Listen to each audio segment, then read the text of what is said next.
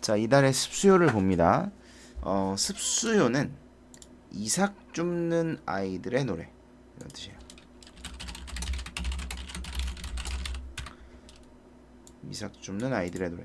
그럼 마치 무슨 동요인 것처럼 요자를 붙여놨는데 사실은 여기 보시면 이제 한자가 나와 있죠. 한시예요. 한시. 그래서 여기 지금 갈래가 한시고 얘 같은 경우는 네 줄이라서 절구, 한 줄이 일곱 글자라서 7원입니다. 그래서 이걸 7원절구라고 하고요. 나 같은 경우는 이게 16줄이에요. 16줄에 한 줄이 5글자. 그래서 5원이고 16줄이면 8줄이 율시. 그리고 16줄이니까 율시의 2배잖아요. 그래서 이걸 배율이라고 불러요. 그래서 이건 5원 배율. 얘는 7원 절구의 한시입니다. 한시의 기본적인 특징은 좀 알아두셔야 되는데 아분이라는 건 두 번째 줄과 네 번째 줄에 있는 글자를 비슷하게 맞춘다는 건데 이건 안 나올 거예요. 아마 이 우리말로 된 걸 가지고 문제를 낼 거기 때문에 보통 요건 잘 안 내시고요. 고3에는 고2 때는 나올 수도 있어요. 네, 한시의 특징에서. 그 다음에 기승전결의 시상전개인데 일반적으로 그렇거든요. 이제 얘는 뭐 기승전결은 아닙니다. 네, 그래서 일반적인 특징이다. 그냥 들어만 두시고 알아두셔야 될 거는 이거예요. 한시다. 그 다음에 내용을 보시면 되는데 밭에서 이삭을 줍는 어린애들 말이, 자 그러니까 밑에 있는 건 이 어린애들의 말을 인용하고 있는 거죠. 온종일 이리저리 주어야 소쿠리도 안 차요. 그러니까 얘네가 뭐 하는 거냐면 이삭 줍기라는 건데, 여러분 이삭 줍기가 뭐냐면 옛날에는 이제 추수를 하고 나면 가난한 사람들이 뭐 땅이 없거나 뭐 이런 사람들이 거기에 가서 이삭 떨어진 나달들 있잖아요. 그걸 이제 주워 갔어요. 이게 우리나라에만 있는 게 아니고 다른 나라에도 비슷한 이런 내용들이 나옵니다. 그 밀레라는 화가 아세요? 그 사람이 그 이삭줍기라는 그림을 그렸거든요. 그러니까 아무튼 어쨌든 이게 이제 이런 뭐랄까 풍습 같은 거. 그래서 좀 이렇게 너그러운 사람들은 일부러 좀 별을 많이 이렇게 흔들고 해가지고 나달을 많이 떨어뜨려 줬대요. 많이 주워가라고. 예. 그 얘기를 했더니 어떤 학생이 그런 얘기를 하더라고. 아니 그걸 좀 쌀을 나눠주면 되지, 그걸 주워가라고 떨어뜨리는 건 좀 이상하다, 뭐 그렇게 얘기하시는 분들도 있던데, 그게 이제 뭐 그 당시 그냥 주는 건 좀 이제 염치가 없는, 받는 사람 입장에서도 좀 부담이 될 수 있고 뭐 아무튼 그래요. 그래서 일부러 이제 많이 떨어뜨리기도 했다, 그런 얘기가 있습니다. 아무튼 이삭을 줍는 그런 상황인데 아무리 주어도 한 소쿠리가 다 안 찬다는 거예요. 왜? 이삭을 알뜰살뜰 안 떨어뜨리게 잘 벤 거지. 그 뒤에 보면 올해는 벼베는 이의 솜씨가 하도 좋아 한 톨도 남김없이 관창에다 바쳤답니다. 근데 이게 밑에 문제를 보시면 이 올해는 벼베는 이 솜씨 하도 좋아, 이 하도 좋아가 비꼬는 표현이라고 돼 있거든요. 이 선택지가 적절한 선택지로 돼 있어요. 근데 이걸 비꼬는 걸로 본다면 이걸 반어적인 표현으로 볼 수도 있습니다. 그죠? 의도는 반대인 거잖아. 의도는 부정인데 표현을 좋다라고 한 거니까 의도와 표현이 반대이기 때문에 이걸 반어적인 표현으로 볼 수도 있고요. 그래서 저는 사실 이게 비꼬는 표현은 아닌 것 같은데. 그러니까 왜냐면 이게 벼베는 사람이 무슨 죄가 있죠? 사실 이게 문제가 뭐냐면 관창에다 바친 게 문제예요. 그러니까 백성들이 추수를 했는데 이 추수한 걸 싸그리 다 관창에다 바쳤다는 거예요. 그러니까 이 탐관오리 새끼들이 이걸 쪽쪽 빨아먹는 거죠. 예. 백성들을 다 수탈해가지고 이걸 다 뺏어가는 거야. 그게 사실 문제인 거고 비판의 대상이 돼야지, 뭐 벼베는 일을 비판의 대상으로 볼 거는 저는 아닌 것 같아요. 근데 일단은 이 교재에서는, EBS 교재 문제에서는 이걸 이제 비꼬는 표현으로 보고 있단 말이죠. 그렇다면 저걸 반어적 표현으로도 볼 수 있다는 겁니다. 그래서 이건 학교 필기를 좀 확인을 해보시고요. 반어법으로 배웠다면 이건 굉장히 중요한 특징이죠. 반어법이니까 알아두셔야 됩니다. 자 어쨌든 그래서 뭐 내용은 간단하죠. 아이들의 말을 인용해서 이제 탐관오리들의 수탈을 이야기하고 있는 것이고, 그걸 한자성어로 가렴주구라고 하죠. 세금을 많이 거두어들이는 가혹한 정치다. 그걸, 그런 현실을 이제 비판하고 있는 작품이죠. 김창엽의 산민도 마찬가지예요. 산민은 산에 사는 백성이란 뜻인데, 말에서 내려와 사람을 부르니, 자 이건 이제 화자가 길을 가다가 산에 길을 가다가 어떤 집을 발견해요. 그래가지고 말을 타고 가다가 내려서 그 이제 집에다 그 집에 뭐 노크를 한 거죠. 뭐 계십니까? 뭐 이렇게 한 거야. 사람을 부르니까. 그랬더니 이제 한 부인이 나와서 문을 열고 나와 봅니다.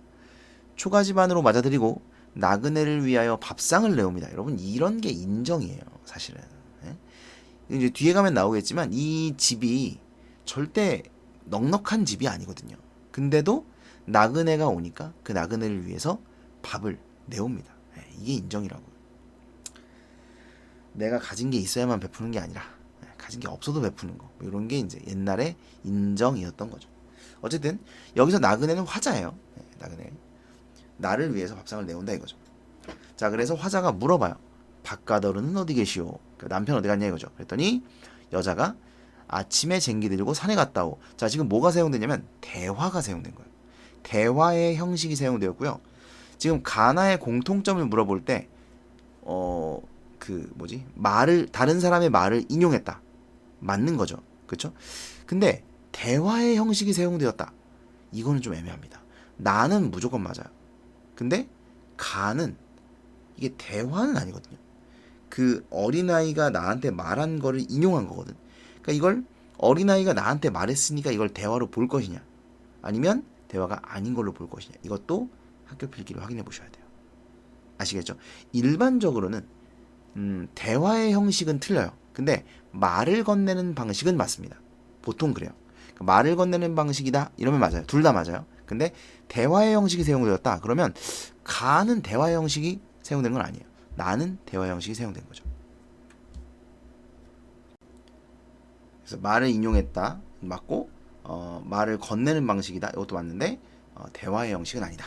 네. 그러니까 나는 맞는데 가가 아니다. 이거 기억하셔야 됩니다. 그 다음에 산밭은 너무나 갈기 어려워 해가 저물도록 못 오신다오. 사방을 둘러봐도 이웃은 없고 개와 닭들 비탈해서 서성내는구나. 숲속에 사나운 호랑이가 많아서 나무를 캐도 광주리에 못 차지요. 그러니까 빨리 이제 도망쳐 집에 와야 되니까. 그러니까 이게 이 줄 쳐놓은 게 뭐냐면 힘든 점. 그러니까 산밭 갈기 어렵고요. 사는 사람도 아무도 없고요. 호랑이도 나와요. 근데 왜 여기 사는 거야? 가련하구나, 불쌍하구나. 이곳이 뭐가 좋아서 가파른 산골짜기에 사는 것이오? 라고 이 사람도 물어봅니다. 도대체 왜 여기 사냐? 그랬더니 좋기야 하겠지요. 저놈의 평지. 저놈의 평지에 살면 좋긴 하겠죠. 이건 도치인데. 가려 해도 고을 관리가 겁이 난다고. 그러니까 이 모든 것보다 산밭이 갈기 어렵다, 이웃이 없다, 호랑이가 많다. 이 모든 것보다 더 무서운 게 뭐예요? 탐관오리. 이걸 한자성어로 가정맹어호라고 합니다. 정확히 이 뜻인데 가정맹어호. 가혹한 정치가 호랑이보다 무섭다. 그러니까 호랑이보다 가혹한 정치가 무서우니까 호랑이가 나오지만 가혹한 정치가 없는 곳에 살고 있는 것이죠. 아시겠죠? 그래서 가정맹어호, 가렴주고 이런 사자성어는 좀 알아두시고 그 다음에 요런 내용을 담고 있는 또 다른 한 시가 이제 고시팔이나 탐진초뇨 이 정약용이 지은 시죠. 고시팔 같은 경우는